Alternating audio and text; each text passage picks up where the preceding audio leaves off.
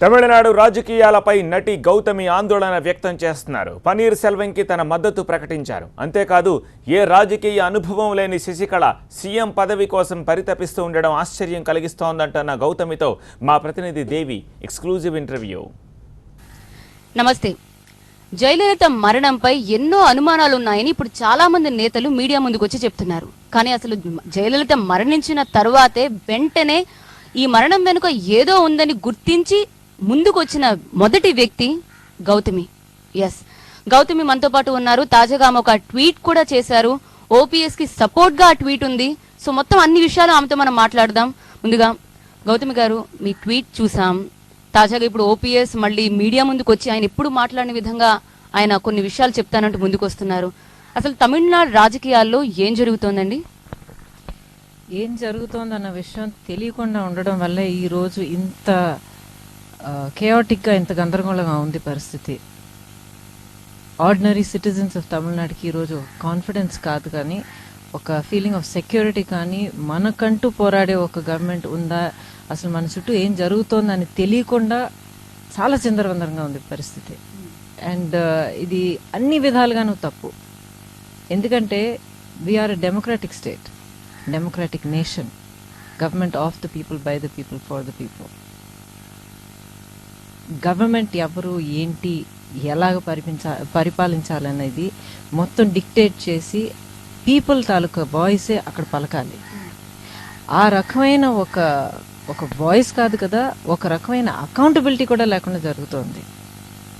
ఇందులో మాట్లాడుతుంది శశికళ సీఎం గా ఆమెను శాసనసభ పక్ష నేతగా ఎన్నుకున్న తర్వాత సీఎం గా ఆమెని తీసుకొచ్చిన దానిపై వ్యతిరేకిస్తున్నారా కంప్లీట్ గా? ఇప్పుడు మీరు రీసెంట్గా చూసారంటే, ఇప్పుడు రీసెంట్ అంటే ఇవాళ పొద్దున లాస్ట్ కపుల్ ఆఫ్ అవర్స్ గా జరుగుతున్న డెవలప్మెంట్స్ అన్ని మీరు చూసారంటే అసలు ఆ హక్కు ఉందా లేదా, అది వాళ్ళ పార్టీ రూల్స్ ప్రకారం కూడా అది లెజిటిమేట్ అయిన ఒక అపాయింట్మెంట్ అవునా కాదా అన్న చాలా స్ట్రాంగ్ క్వశ్చన్ వచ్చింది. సో అంత క్లియర్గా సరే ఓకే ఫైనల్ డెసిషన్ ఏం రాలేదు, కానీ డౌట్, సందేహం అనేది అంత స్ట్రాంగ్గా నిలబెట్టినప్పటి నుంచి, పార్టీ లోపల నుంచి ఈ మాట వచ్చినప్పటి నుంచి ఆలోచించాల్సిన అవసరం లేదు. ఇలాంటి ఒక ఇంత పెద్ద డౌట్ ఉన్న ఒక సిచ్యువేషన్, ఒక వ్యక్తి మన స్టేట్కి ఏ విధమైన ఒక పబ్లిక్ ఫేసు, ఒక ఎలక్టరల్ ఎక్స్పీరియన్స్ లేని వాళ్ళు, ఇప్పుడు దాకా ప్రజల ముందర రాని ఒకళ్ళు సడన్గా నేను సీఎం అవుతాను, అయ్యే తీరుతాను అన్న ఒక సవాల్ ఇవ్వడం అనేది అది అర్థం అవ్వని విషయం. అసలు ఎలాగ చూడాలి, ఎలాగ అర్థం చేసుకోవాలన్నది కూడా తెలియట్లేదు. How does this happen today?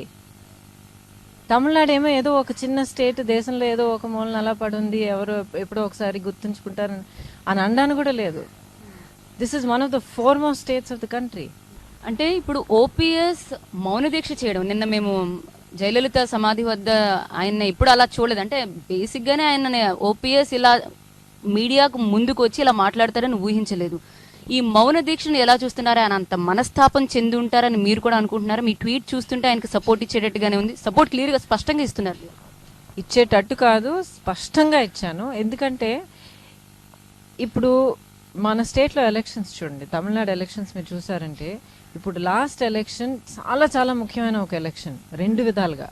ఒకటేమో ఎప్పుడు తమిళనాడు హిస్టరీలో జరగని ఒకే chief minister 2 consecutive terms serve చేయడం అన్నది రీసెంట్, అట్లీస్ట్ నాకు గుర్తున్న ఆ టైంలో జరిగిన విషయం అది. So that's a historic re-election.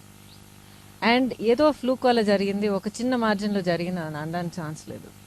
అంత రిసౌండింగ్ మెజారిటీ, ఏ రకమైన సందేహం రాకుండా ప్రజలు చాలా క్లియర్గా అమ్మకి ఓటేసి గెలిపించి, మీరే మమ్మల్ని ఈ నెక్స్ట్ టర్మ్ కూడా మీరే మమ్మల్ని నడిపించి తీసుకెళ్లాలన్న మ్యాండేట్ ఇచ్చేశారు. జరిగింది, ఆ ట్రాజడీ జరిగింది, అమ్మ లేరు.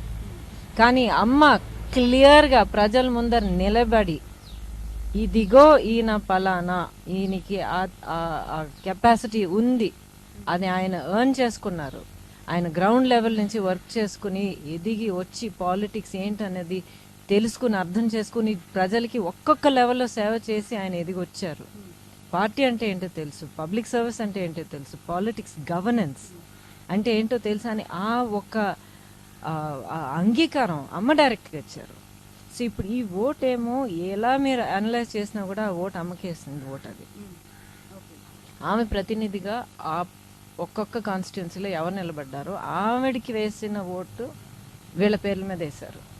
So everybody has bin elected for her because of her as her representative. అవునా కదా? ఇది అందరూ ఒప్పుకోవాల్సిన నిజమే కదా. ఇప్పుడు ఆవిడ లేరు. ఆవిడ విజన్ కోసం ప్రజలు నమ్మకం చూపించారు. ఆవిడ విజన్ మీద, ఆవిడ లీడర్షిప్ మీద ప్రజలు నమ్మకం చూపించారు. ఇప్పుడు ఆవిడ లేని టైంలో ఇదిగో ఈయన చేయగలుగుతారు అన్న ఒక వ్యక్తిని ఆవిడ ఆల్రెడీ చూపించారు. Not once, he has occupied that position several times, right? Even now after her passing away మళ్ళీ ఆయనే ఆ పోస్ట్ తీసుకున్నారు. Governance has been going on. ఆయన అంటున్నట్టయితే బలవంతంగా ఆయన చేత రాజీనామా చేయించి ఉంటారు అనుకుంటున్నారా మీరు కూడా? ఆయన అన్నమాట కదండి, నేను అనుకోవడంలో ఏముంది? ఆయన సందేహం లేకుండా, ఏ విధమైన డౌట్ లేకుండా ఆయన అన్నారు కదా. ఒకవేళ ఆయన బయటికి ఇప్పుడు ఎలాగో ఒకవేళ విడిగా పార్టీ పెడితే మీరు ఆ పార్టీలో జాయిన్ అవ్వడానికి సిద్ధంగా ఉన్నారా? నేను ఏ రకమైన ఏ పార్టీ గురించి ఏ ఆలోచనలు నేను పెట్టుకోలేదండి. స్టేట్లో, నా దేశంలో ఒక అకౌంటబుల్ డెమోక్రాటిక్లీ ఎలక్టెడ్ గవర్నమెంట్ ఉండాలి, అకౌంటబుల్ టు ద పీపుల్. ఇది ప్రజల హక్కులు, ఇది ప్రజల జీవితాలు, ఇది ప్రజల గొంతు.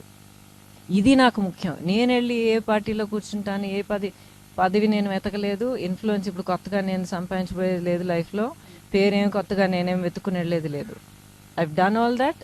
నా కాళ్ళ మీద నేను నిలబడి నేను సంపాదించాల్సింది నేర్మగా చాలా నా హార్డ్ వర్క్తో నేను సంపాదించాను. This is completely different. నేను పాలిటిక్స్లో దిగుతాను, నేను ఏ పార్టీ వైపు వెళ్తున్నాను అన్న మాటలు తీసుకొచ్చి అసలు సీరియస్ అయిన మ్యాటర్ని డైవర్ట్ చేయకూడదు. This is not about that. అంటే పరోక్షంగా ఆయనకు మీరు సపోర్ట్ ఇస్తున్నారా? యాజ్ అ సిటిజన్ అండి, not only as a citizen. న్యాయం జరగాలి, తమిళనాడుకి న్యాయం జరగాలి. And we should here some accountability. We should definitely hear some accountability, and he has been the chief minister. మొత్తం రాజీనామా చేసిన విధం కానీ ఆ తర్వాత జరగబోయే విషయాలు తలుచుకొని చూస్తే కూడా you cannot accept it because this is not correct whichever way you look at it. కొద్ది రోజుల క్రితం సడన్ గా డాక్టర్ రిచర్డ్ వచ్చి ప్రెస్ మీట్ పెట్టారు. ఏవైతే అనుమానాలు అనుకున్నా అవి ఇంకా ఎక్కువ అయ్యాయి. అంటే ఎక్కడ క్లారిటీ అనేది లభించలేదు. ఫ్యామిలీ మెంబర్కి బిల్ ఇచ్చామన్నారు, అసలు ఆ ఫ్యామిలీ మెంబర్ ఎవరంటే గుర్తులేదండి, ఆ పేరు కూడా గుర్తులేదన్నారు. ఎక్కడ అండి మొదటి నుంచి అడుగుతున్నాను, ఏంటి డీటెయిల్స్ చెప్పండి. ఆవిడేమో సమ్ ఆర్డినరీ లే పర్సన్ కాదు. ఆవిడ ఫస్ట్ ఆఫ్ ఆల్ ఇంత గొప్ప వ్యక్తి, ఇంత గ్రేట్ ఇమేజ్, ఇంత గ్రేట్ సోషల్ స్టాండింగ్ ఉన్న ఒక ఆవిడ. And most important, Tamil Nadu CM, ఇప్పుడు సర్వింగ్ సీఎం, ఆఫీస్లో ఉన్న సీఎం, దాని తాలూకా ఇంపార్టెన్స్, దాని తాలూకా గ్రావిటీ ఏంటి అనేది మనం ఎంత చెప్పినా కూడా చాలదు. ఇది మన దేశాన్ని, మన స్టేట్ని, మన ప్రజల్ని పరిపాలించే ఒక political structure. It's structure of government. ఆ గవర్నమెంట్లో టాప్ పొజిషన్లో కూర్చునే ఒకళ్ళు ఇలా జరిగినప్పుడు వాళ్ళ మంచి చెడు, వాళ్ళ ఆరోగ్యం, వాళ్ళ ఇది అంతా మనకు తెలియాల్సిన హక్కు ఉంది. Because it impacts hour lives every day to day basis. So చెప్పండి, డెసిషన్స్ ఎవరు తీసుకున్నారు? సరే, ఆవిడ వెంటిలేటర్లో ఉన్నారన్నారు, ఇలాగన్నారు, కదలలేరన్నారు, అంతా ఓకే. డెసిషన్స్ ఎవరు తీసుకున్నారు? ఇప్పుడు నేను నేను నేను నేను అందరూ వచ్చి నిలబడేటప్పుడు అప్పుడు ఎవరు తీసుకున్నారు? Answer that. Start with that. Answer that అంటే అది ఒకటే కాదు, start with that. VPH Pandian కూడా మీడియాతో మాట్లాడుతూ అసలు ఆమె ముందు తోసేశారు, ఆమెకి ఇంజ్యూర్ అయిన తర్వాతే హాస్పిటల్ అడ్మిట్ చేశారు, ఇది నేను పక్కాగా చెప్పగలను, దీని వెనక కంపల్సరీగా శశికళ కుట్ర ఉందని ఇప్పుడు చెప్తున్నారు. మీరు కూడా ఆయన ఏదైతే అనుమానం వ్యక్తం చేస్తున్నారో అలాగే హాస్పిటల్ అడ్మిట్ కావడానికి ముందు ఆమెను తోసేసి ఉండడం, లేకపోతే ఆమెను గాయపరచడం జరిగి ఉంటుందని మీరు అనుకుంటున్నారా? నిజం చెప్పాలండి, నాకు దాని గురించి ఐడియా లేదు అసలు. I don't know. వీళ్ళందరూ ప్రాబబ్లీ అక్కడ ఉండుండారు and they will know what is happening. They are qualified to speak, they speak. So మాట్లాడినప్పుడు వినాల్సిన బాధ్యత మనకుంది. యా, నేను అలా నమ్ముతున్నాను అంటే I'm not qualified to say. I cannot say that because I don't have that knowledge. ఒకవేళ అంటే ఇద్దరి మధ్య అంటే అగెయిన్స్ట్ గా మీరు శశికళ, అది యాక్చువల్లీ మీరు చాలా మంచి క్వశ్చన్ అడిగారు. ఆ విషయం గురించి నేనేమనుకుంటున్నాను అన్న క్వశ్చన్ మీరు అడిగారు కదా, ఇప్పుడు నేను చేతులెత్తాల్సి వస్తుంది నాకు తెలియదని. తెలియకపోవడమే చాలా పెద్ద తప్పు ఇక్కడ జరిగింది అంటున్నాను. నాకు ఒక సిటిజన్గా నాకు తెలియాల్సిన హక్కు ఉంది. ఎందుకు నాకు తెలీదు? నా చీఫ్ మినిస్టర్కి ఏం జరిగిందో నాకు తెలియకుండా ఈ పరిస్థితి వాళ్ళు ఎందుకు వచ్చింది? ఆ సంఘటన లేకపోతే వాట్ ఎవర్ ఆ హోల్ పీరియడ్ జరిగి ఇన్ని నెలలు అవుతుంది. నిన్న కాక మొన్న సడన్గా ఎందుకు అది ఇచ్చారు? దానికి 2 రోజులు 3 రోజుల ముందర మళ్ళీ నేను ఉత్తరం రాయాల్సి వచ్చింది.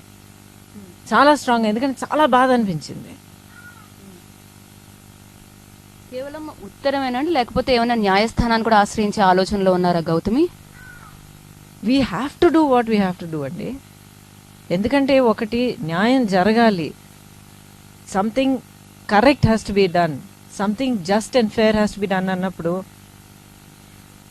ఒక సెల్ఫ్ కాన్ఫిడెన్స్తోనూ, అంటే నేను చేస్తున్నది కరెక్ట్ అన్న ఒక నమ్మకంతో మనం ముందడుగు వేసేటప్పుడు మనం ఏం చేయాలో వాటన్నిటికీ సిద్ధంగా ఉండాలి. ఒకవేళ సీఎంగా శశికళ ఎన్నికైతే, ఈ రాష్ట్రానికి సీఎంగా శశికళ వస్తే తమిళనాడు భవిష్యత్ ఎలా ఉంటుందని మీరు అనుకుంటున్నారు? సీఎంగా ఉండడానికి ఏం కావాలండి? ఏం క్వాలిటీస్ ఉండాలి? అది ఓకే, అది ఒక ప్రాసెస్. ఒక సీఎంగా నిలబడాల్సిన ఒక వ్యక్తికి ఏమేం క్వాలిటీస్ ఉండాలి? క్రైమ్ హిస్టరీ ఉండకూడదు. సరే, అది దాని తర్వాత ఏం కావాలి? చెప్పండి గౌతమ్. దేశాన్ని లేకపోతే ఒక స్టేట్ని పరిపాలించాలంటే ఏం క్వాలిటీస్ కావాలి? ఎలాంటి నాలెడ్జ్ కావాలి? ఎలాంటి ఎక్స్పీరియన్స్ కావాలి? ఎలాంటి క్వాలిటీస్ ఉండాలి? అవేమన్నా ఉన్నాయా చెప్పండి. ఉన్నాయంటే ప్రజలు ఒప్పుకోవాల్సిందే. కానీ ఆమెకు మద్దతు ఇచ్చే కోటరీ ద్వారా అతి ఈజియెస్ట్ వే అనుకోవాలి సీఎం అవ్వడానికి ఆమె ప్రయత్నిస్తున్న విధానం చూస్తుంటే. ఒక రోజైనా సరే సీఎం అవ్వాలని ఆమె ఆతృత చూస్తుంటే, కేవలం ఆ కోటరీ ఎవరైతే ఆమెకు సపోర్ట్ చేస్తున్నారో తద్వారా ఆమె సీఎం అవుతున్నారు. ఇది మీకు ఎలా అనిపిస్తుంది? తమిళనాడులో సీఎం ఇంత ఈజీగా వెళ్తుంటే మీకు ఎలా అనిపిస్తుంది? ఇది ఫస్ట్ ఆఫ్ ఆల్ ఈజీగా జరగదండి. నాకు తమిళనాడు ప్రజల మీద నాకు నమ్మకం ఉంది, ఈజీగా జరగదు. అండ్ ఆమె చుట్టూ ఉన్న కోటరీ ద్వారా ఆమె ఇలాగా సీఎం ఈజీగా అయిపోతున్నారని మీరు అన్నారు కదా.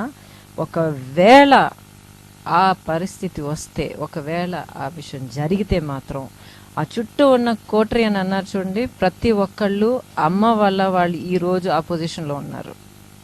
ప్రతి ఒక్కళ్ళు అమ్మకి ద్రోహం ఒకటే కాదు, వాళ్ళని నమ్మి, అమ్మ ప్రతినిధిగా వాళ్ళని నమ్మి ప్రతి ఒక్కళ్ళు ఓటు వేసి నిలబెట్టారు చూడండి. వాళ్ళు ఆ కోటరీలో ఉన్న ప్రతి ఒక్కళ్ళు ఆ ప్రజలందరికీ ద్రోహం చేసిన వాళ్ళు అవుతారు. ఇప్పుడు వీళ్ళు సీఎంగా ఒకవేళ నిలబెట్టిన తర్వాత, ప్రమాణ స్వీకారం జరిగిన తర్వాత ఆమె 6 నెలల్లో ఒక ప్రదేశం నుంచి గెలిచి తీరాలి. ఆర్కే నగర్ కానీ లేకపోతే మధురై ఆమె సొంత జిల్లా తేనెదే, అక్కడ ఆమె గెలుస్తుంది అనుకుంటున్నారా? గెలవడం, గెలవకపోవడం, గెలిపించుకోవడం ఇవన్నీ చాలా మనం చూసాం మన దేశంలో. స్టేట్ అనే కాదు, మన దేశంలో చాలా చూసాం. కానీ ఒకటండి, మళ్ళీ చెప్తాను, నాకు ప్రజల మీద నమ్మకం ఉంది, తప్పకుండా నమ్మకం ఉంది. న్యాయమైన మార్గంలో వెళ్తే అది జరిగే పని కాదు. ఈరోజు గౌతమి ఇంతకు ముందు కూడా జయలలిత మరణానంతరం కూడా చాలా ధైర్యంగా ముందుకు వచ్చి, ఎవరూ చేయని ఒక సాహసం అనే చెప్పాలి. బికాస్ యాంటీగా లేకపోతే నిజాన్ని కొంచెం బయట పెట్టడానికి ఆమె చేస్తున్న ప్రయత్నం. మరొకసారి గౌతమి మళ్ళీ తన ట్వీట్ ద్వారా కావచ్చు, లేకపోతే అసలైన నిజాం ఇంకా బయటకు రావాలి అని పోరాటం చేస్తున్నారు. ఇది ఎప్పటి వరకు కొనసాగుతుంది?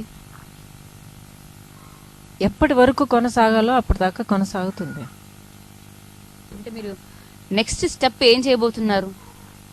ఈ స్టెప్కి ఏం సమాధానం వస్తుందో, ఈ స్టెప్ వల్ల ఏమన్నా జరుగుతుందా చూద్దాం. Depends on that. చూడండి, ఒక్క విషయం, నేను ఒక కామన్ సిటిజన్ ఆఫ్ ఇండియా అండి. నా లైఫ్లో ప్రయారిటీస్ ఉన్నాయి.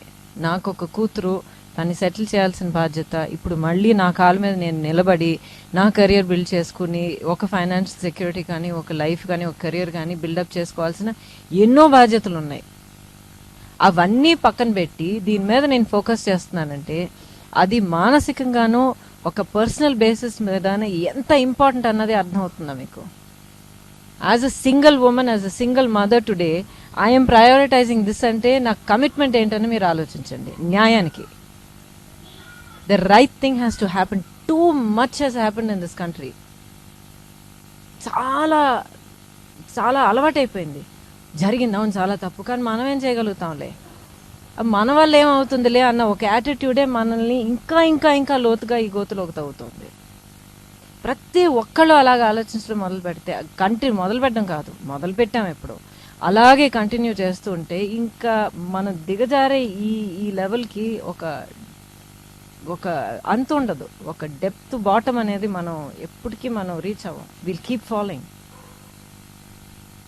మీ ఆలోచన ధోరణి చాలా ఇన్డెప్త్గా వెళుతుందని, అంటే బయటికి ఏదో చెప్పి వదిలేయడం కాకుండా చాలా మెచ్యూర్డ్గా మీరు చెప్తున్నారు, చాలా మెచ్యూర్డ్గా ఆలోచిస్తున్నారు. మీ ఆలోచనకి తట్టే సమాధానం చెప్పండి. అంటే జయలలిత మేనగోడలు కూడా నేను రాజకీయాల్లోకి వస్తాను, ఏదో అన్యాయం జరిగింది, ఫ్యామిలీ మెంబర్నైనా తనని నెగ్లెక్ట్ చేస్తున్నారు అని చెప్తున్నారు. మీకు దీపాని చూస్తుంటే, దీపా జయకుమార్ని చూస్తుంటే ఏమనిపిస్తుంది? భవిష్యత్తులో జయలలిత పొజిషన్ని ఈమె రీప్లేస్ చేయగలదు అని మీకు అనిపిస్తుందా? రాజకీయంగాను పర్సనల్గాను ఒక పర్సనాలిటీగాను అమ్మని ఎవ్వరు ఎప్పటికీ ఎన్నటికీ రీప్లేస్ చేయలేరు. ఆశించవచ్చు చాలామంది, nobody can ever replace her. ఆవిడకున్న పర్సనాలిటీ, ఆవిడకున్న స్ట్రెంగ్స్, ఆవిడకున్న స్టేచరు, ఆవిడ ఒక్కొక్కటి ఆవిడ సంపాదించింది కష్టపడి, చెమట రక్తం కన్నీళ్లు కార్చి ఆవిడ సంపాదించారు. Nobody can ever replace that. She's unique. ఇప్పుడు రాజకీయ పరంగా చూస్తే ఒకవేళ అవిశ్వాస తీర్మానం కనుక ప్రవేశపెడితే, ఒకవేళ ఎమ్మెల్యేలు కనుక చీలిపోయి ఓపీఎస్ వర్గం వైపు వెళ్ళిపోతే, గవర్నమెంట్ ఏదైతే ఫామ్ అయిందో ఆ నెంబర్ సంఖ్య తగ్గిపోతే సంక్షోభం వస్తుందండి స్టేట్లో. సో ఆ నెంబర్ గేమ్, ఒకసారి మ్యాజిక్ ఫిగర్ ఎవరు రీచ్ అవుతారు, ఎలా ఉంటుంది? ప్రజలు కూడా వాళ్ళు ఏమి చేయలేక, బయటకు రాలేక చూస్తున్నారు ఏం జరుగుతుందని అబ్జర్వ్ చేస్తున్నారు వాళ్ళు. But as a common citizen మీరు అంటున్నారు, కానీ as a matured women number game అనేది, ఆ ఆట గేమ్ అన్నారు కదా, ఆ గేమ్ ఎప్పుడు జరుగుతూనే ఉంటుంది. This is not the first time, this will not be the last time. చాలాసార్లు మనం చూసాం మన ఇండియన్ పొలిటికల్ హిస్టరీలో, నంబర్ గేమ్ అనేది వర్కౌట్ అయితే పవర్ ఇటు లేకపోతే అటు టిల్ట్ అవుతుంది. అది వర్కౌట్ అవ్వనప్పుడు మార్గాలు ఉన్నాయి. ప్రెసిడెంట్స్ రూల్ దగ్గర నుంచి, రీఎలక్షన్ దగ్గర నుంచి మార్గాలు ఉన్నాయి. Constitutionally there are provisions. So that will happen. The right process will take place. ఏదో ఒక స్టేజ్లో ఆ ప్రాసెస్ అనేది తప్పకుండా హ్యాస్ టు టేక్ ప్లేస్. ఇది డిఎంకే స్టాలిన్ కూడా రాష్ట్రపతి పాలన వైపుగా ఆయన డిమాండ్ చేస్తున్నట్టుగా తెలుస్తోంది.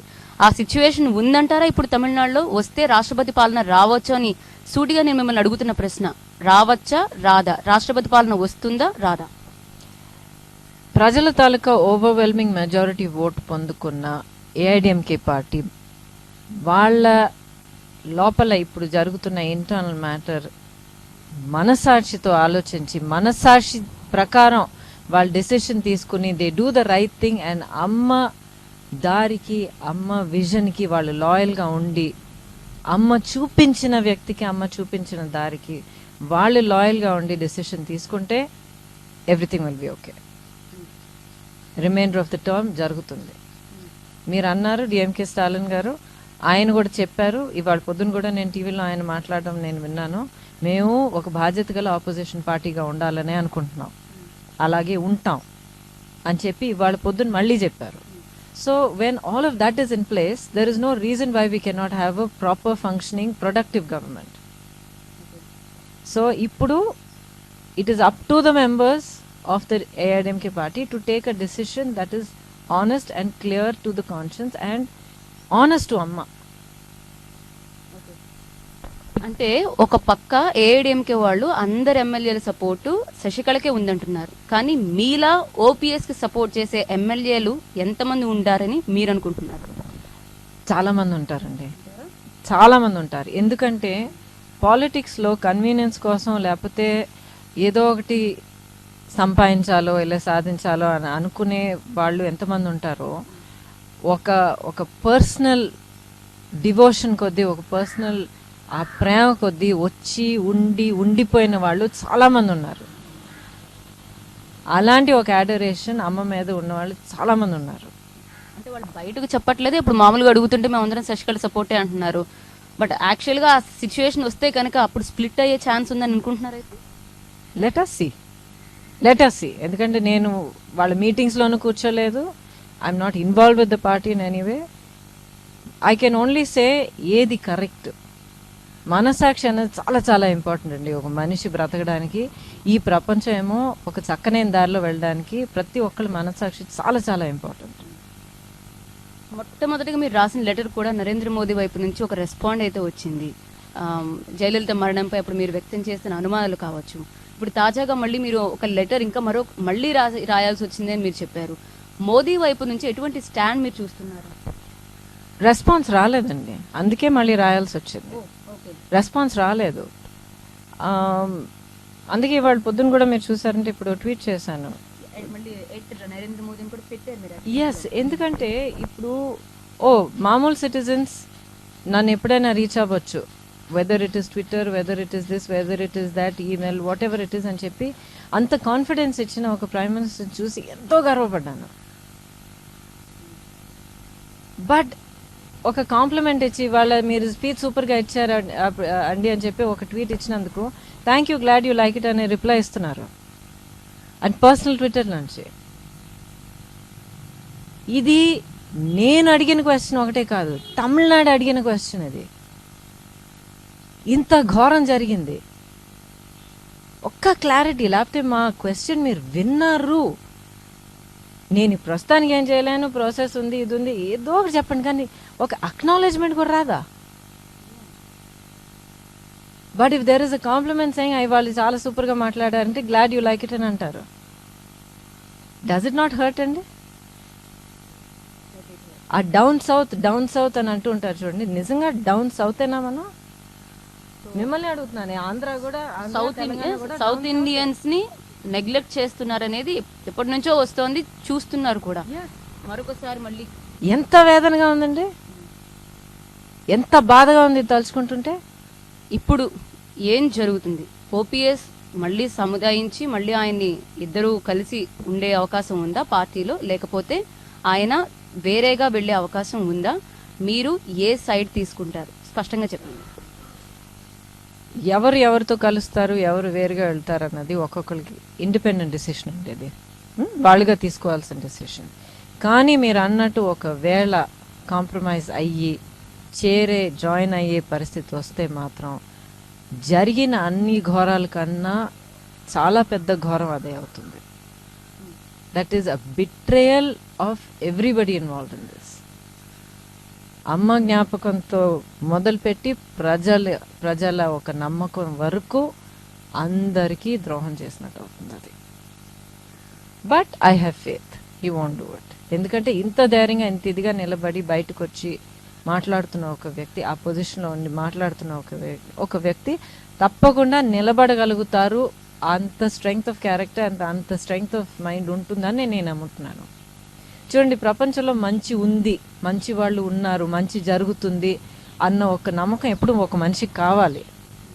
అంతా అయిపోయింది, అందరూ చెడ్డవాళ్ళు అందరూ అంతా ట్రాజిక్గానే జరుగుతుంది, మనం డిసైడ్ చేసే ముందర లేకపోతే మనం ట్రై చేసే ముందరే అంతా అయిపోతుంది, దెర్ ఇస్ నో పాయింట్ అని అందరూ ఏడుస్తూ కూర్చుంటే ఇంకా there is no tomorrow. So మనకు ఫ్యూచర్ అంటూ ఒకటి ఉండాలంటే మనం ఆ మనుషుల్లో ఉన్న ఒక మానవ జాతిలో ఉన్న మంచితనం మీద మనం నమ్మకం ఉంచుకోవాలి, రియలిస్టిక్గా ఉండాలి. నేను మంచివాడిని అని అనే ప్రతి ఒక్కరిని మనం నమ్మేయాలి కాదు.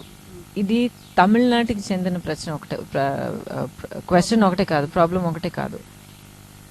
ఈ డెమోక్రాటిక్ ఇండియా, ఈ కంట్రీలో ఉన్న ప్రతి ఒక్కరికి ఎప్పుడైనా ఎలాగైనా ఎటువైపు నుంచైనా జరగవచ్చు ఇలాంటి ఒక వాళ్ళ డెమోక్రాటిక్ రైట్స్ కానీ, వాళ్ళకి రావాల్సిన ఒక అకౌంటబిలిటీ కానీ, వాళ్ళు ఎవరిని ఆదరించి ఇన్ని ఏళ్ళగా ప్రేమించిన ఒక లీడర్ కానీ ఇలా జరగడం కానీ, it can have to anybody any time, not only Tamil Nadu. It belongs to this problem, this tragedy belongs to every Indian.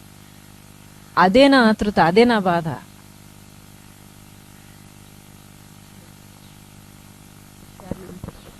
ఇది ఒక్క తలం కాదు, దేశం యావత్తు ఇప్పుడు తమిళనాడు వైపు ఎందుకు చూస్తోందంటే అది మన సమస్యగా ఫీల్ అయ్యి ఇప్పుడు ఏం జరుగుతుందా అని చూస్తున్నారు. సో ప్రెసెంట్ ఓపీఎస్ బయటకు వచ్చారు. సరిగ్గా తమిళనాడుని పరిపాలించగల ముఖ్యమంత్రి కేవలం ఓపీఎస్ మాత్రమే. శశికళను చూసిన తర్వాత, శశికళ గురించి తెలిసిన తర్వాత ఆమెకి ఎవరు సపోర్ట్ చేయకూడదు. ఒకవేళ సపోర్ట్ చేస్తే అది అమ్మకు, తమిళనాడు ప్రజలకు ద్రోహం చేసిన వారే అవుతారని స్పష్టంగా చెప్తున్నారు గౌతమి. కెమెరా పర్సన్ సురేష్తో దేవి నాగవల్లి, TV9 ఫ్రమ్ చెన్నై.